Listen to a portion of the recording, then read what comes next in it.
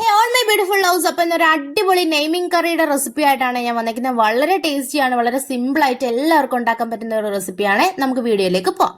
ആദ്യം തന്നെ നമ്മൾ കുറച്ച് സവോള അരിഞ്ഞു വെക്കുക, കുറച്ച് ഇഞ്ചി അരിഞ്ഞു വെക്കുക, വെളുത്തുള്ളി പൊളിച്ച് രണ്ടായിട്ട് കീറി വെക്കുക, കുറച്ച് കറിവേപ്പില, കുറച്ച് പുളി. അതിനുശേഷം നമ്മൾ മൺചട്ടിയിലാണ് ഇവിടെ മീൻകറി വെക്കുന്നത്. മൺചട്ടിയിൽ മീൻകറി വെക്കുമ്പോൾ വളരെ ടേസ്റ്റി ആയിരിക്കുമേ.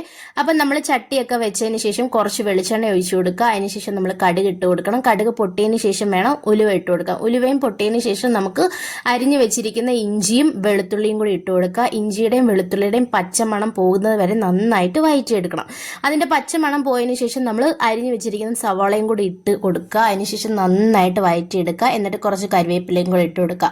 അത് ഒരുവിധം നന്നായി വഴറ്റി വരുമ്പോഴത്തേക്കിന് കുറച്ച് ഉപ്പും കൂടി ഇട്ട് നന്നായിട്ട് വഴറ്റിയെടുക്കുക. ഇനി നമുക്ക് പൊടികൾ ഇട്ട് കൊടുക്കാം. മുളക് പൊടി, മല്ലിപ്പൊടി, കുരുമുളക് പൊടി, മഞ്ഞൾപ്പൊടി. ആദ്യം തന്നെ മുളക് പൊടി ഇട്ട് നന്നായിട്ട് വഴറ്റിയെടുക്കുക. മുളക് പൊടി നന്നായിട്ടൊന്ന് മൂത്ത് വരുമ്പോഴത്തേക്കിന് നമ്മൾ ബാക്കി പൊടികളും കൂടി ഇട്ട് കൊടുക്കണേ. ബാക്കി പൊടികളും കൂടി ഇട്ട് കൊടുത്ത് നന്നായിട്ട് വഴറ്റിയെടുക്കണം. ഈ പൊടികളുടെ എല്ലാം പച്ചമണം നന്നായിട്ട് പോയതിന് ശേഷം മാത്രമേ നമ്മൾ വെള്ളം ഒഴിക്കാവുള്ളൂ. എന്നാലേ നമ്മുടെ കറിക്ക് ടേസ്റ്റ് വരുത്തുള്ളൂ.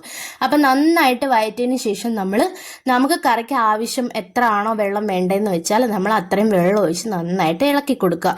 അതിനുശേഷം നമ്മൾ ഉപ്പ് നോക്കിയിട്ട് ആവശ്യമുണ്ടെങ്കിൽ ഉപ്പും കൂടി ഇട്ട് കൊടുക്കുക. എന്നിട്ട് നമ്മൾ നെയ്മീനൊക്കെ കഴുകി വൃത്തിയാക്കി വെക്കണേ.